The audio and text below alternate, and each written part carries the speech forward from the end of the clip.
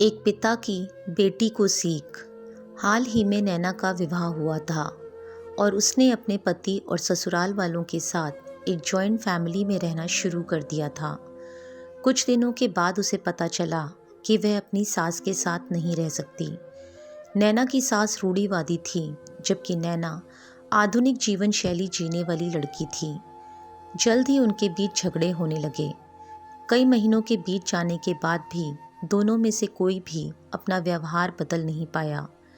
समय के साथ साथ नैना और भी ज़्यादा आक्रामक हो गई और उसे अपनी सास से नफरत होना शुरू हो गया। वह सोचने लगी कि कैसे अपनी सास से छुटकारा पाया जाए। एक बार हमेशा की तरह जब उसने अपनी सास से झगड़ा किया और उसके पति ने अपनी माँ का साइड लिया, तब नैना गुस्सा हो गई और अपने मायके चली गई। नैना के पिता एक केमिस्ट थे। उसने अपने पिता को पूरी बात बताई।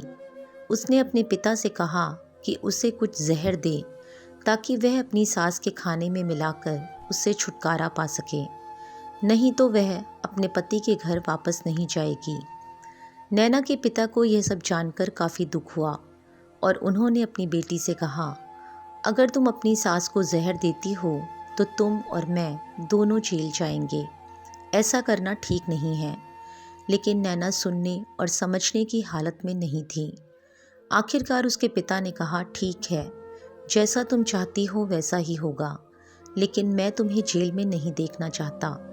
उसके पिता अंदर से पाउडर लाए और कहा, हर दिन जब तुम दोपहर का भोजन या रात का भोजन करते हो तो अपनी सास के खाने में इसे मिला देना।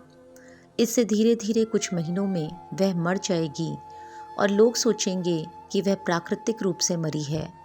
उन्होंने यह भी कहा, क्योंकि किसी को भी तुम पर शक नहीं होना चाहिए, इसलिए आज से तुम अपनी सास के साथ नहीं लड़ोगी, बल्कि तुम उनकी देखभाल करोगी, भले ही वो कुछ भी कहें।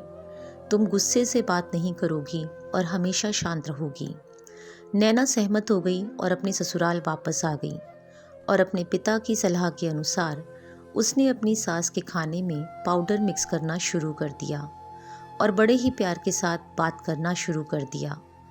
थोड़े दिनों के बाद वह फिर अपने पिता के घर गई और उनसे कहा, पिताजी, कृपया मुझे उस जहरीले पाउडर के प्रभाव को ठीक करने के लिए इलाज बताएं। मैं अपनी सास को खोना नहीं चाहती।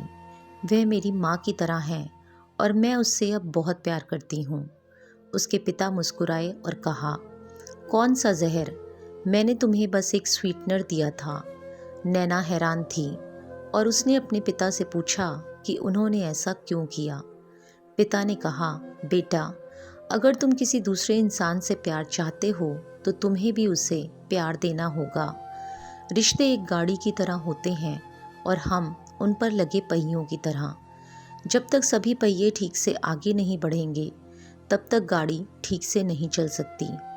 इसी बात का एहसास दिलाने के लिए मैंने ऐसा किया और तुम्हें अपनी सास के प्रति नम्र रहने को कहा। तुम्हारी अच्छाई देखकर उन्होंने भी अपने आप को बदला और तुम्हें समझना शुरू किया। तुम दोनों ने एक दूसरे के लिए अपने आप को बदला।